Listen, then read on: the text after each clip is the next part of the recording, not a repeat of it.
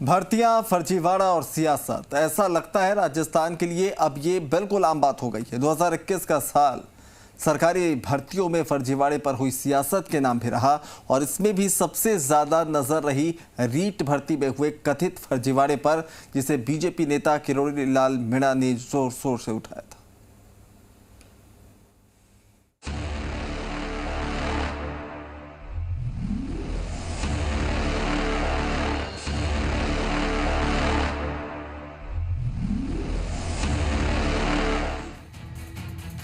साल 2021 रीट परीक्षा सूबे की सियासत का बड़ा मुद्दा रहा।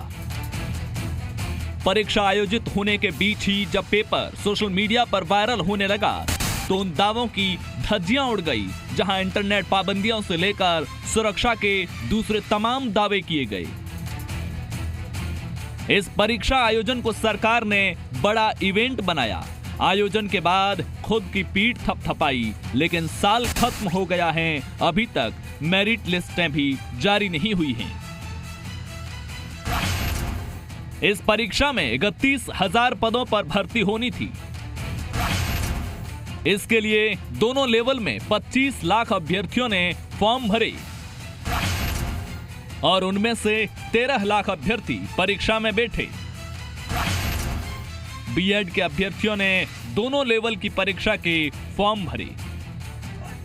परीक्षा खत्म हुई तो बीएसटीसी के अभ्यर्थी कोर्ट में पहुंच गए, जहां कोर्ट का फैसला भी इनके पक्ष में आया। दूसरी तरफ परीक्षा में पेपर लीक का मामला भी उठने लगा और इस मांग को सहारा दिया बीजेपी नेता और राज्यसभा सांसद किरोड़ी लाल मीणा ने। किरोड़ी लाल मीणा ने रीट परीक्षा में हुई कथित धांधली के मुद्दे को उठाया। अभ्यर्थियों ने किरोड़ी मीणा से समर्थन की अपील की तो किरोड़ी लाल मीणा खुद भी शहीद स्मारक पर धरने पर बैठ गए। सरकार रीट भर्ती में फर्जीवाड़े से इनकार करती रही, लेकिन जो लोग फर्जीवाड़े का दावा कर रहे थे उनके तर्क भी मजबूत थे। आरोप लगे कि परीक्षा से 2 घंटे पहले पेपर वायरल हो गया। आरोप लगा कि ये कांस्टेबल के पास रीट का पेपर पहुंचा था। उसने अपनी पत्नी को मदद करने के लिए ये पेपर हासिल किया। इसके बाद व्हाट्सएप के जरिए कई लोगों तक पेपर पहुंचा। मामले की जांच एसओजी को सौंपी। कई लोगों को सस्पेंड किया गया, कई लोगों की गिरफ्तारी हुई, लेकिन बावजूद इसके सरकार पेपर लीक की बात से इनकार करती रही तो विपक्ष सरकार को घेरने की कोशिश करता रहा। कई जगह अभ्यर्थियों के पेपर सील खुले मिले। चप्पल में ब्लूटूथ लगाकर फर्जीवाड़ा करने की बातें भी सामने आई। प्रशासन ने इस मामले में एक गिरोह का भंडाफोड़ भी किया। सूबे की सियासत में तब माहौल गर्मा गया जब धरने पर बैठे किरोड़ी लाल मीणा ने इन सभी मुद्दों पर राजस्थान माध्यमिक शिक्षा बोर्ड के अध्यक्ष डीपी जारोली के खिलाफ मोर्चा खोल दिया और इन आरोपों के पीछे किरोड़ी लाल मीणा ने मजबूत तर्क दिए। 32 जिलों में सरकारी अधिकारियों को नोडल अधिकारी बनाया गया। नोडल अधिकारी की जिम्मेदारी अतिरिक्त जिला कलेक्टरों को दी, लेकिन जयपुर में जिम्मेदारी प्राइवेट व्यक्ति के हाथों में दी गई। यहीं से किरोड़ी लाल मीणा ने सिलसिलेवार तरीके से प्रेस कॉन्फ्रेंस की और उनमें निशाने पर सबसे ज्यादा माध्यमिक शिक्षा बोर्ड के अध्यक्ष डीपी जारोली रहे। लेकिन कहते हैं सियासत में जो होता है वो दिखता नहीं है और जो दिखता है वो होता नहीं है।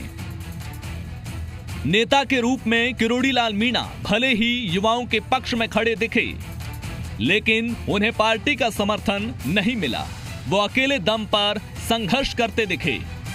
बीजेपी प्रदेश कार्यालय में प्रेस कॉन्फ्रेंस की इजाजत नहीं मिली तो पिंक सिटी प्रेस क्लब में मीडिया के सामने आए, लेकिन पार्टी ने किरोड़ी लाल मीणा को अपने स्तर पर भी ज्यादा दिनों तक आवाज उठाने नहीं दिया। पार्टी के प्रदेश प्रभारी अरुण सिंह ने किरोड़ी लाल मीणा को पार्टी कार्यालय बुलाकर धरना खत्म करने को कहा और फिर धीरे धीरे युवा अकेले पड़ते गए। पार्टी स्तर पर बीजेपी खामोश होती गई। हालांकि वक्त वक्त पर अब भी किरोड़ी लाल मीणा फर्जीवाड़े के खिलाफ आवाज उठाते रहते हैं। जब तक मसला हाईलाइट रहा, एसओजी ने इस मामले में कई आरोपी भी पकड़े, लेकिन किरोड़ी लाल मीणा के धरने से उठने के बाद ऐसा लगा जैसे जांच एजेंसी ने भी मुद्दे को ठंडे बस्ते में डाल दिया है। अब देखना होगा कि 2022 का साल कैसी खबरें लेकर सामने आता है। ये नए साल के नए सियासी गणित तय करेंगे।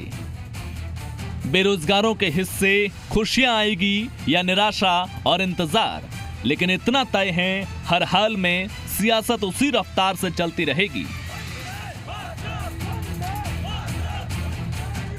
शशि मोहन शर्मा, जी मीडिया, जयपुर।